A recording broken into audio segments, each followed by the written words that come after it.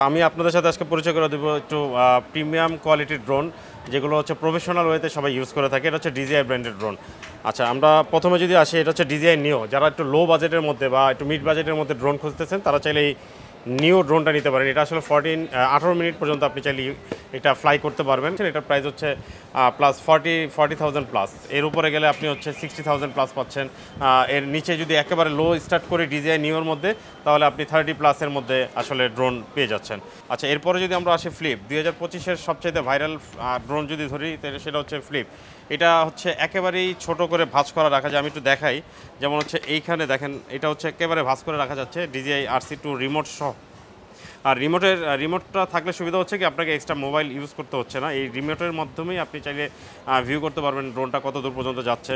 So এগুলোর flight time হচ্ছে 34 minutes পর্যন্ত।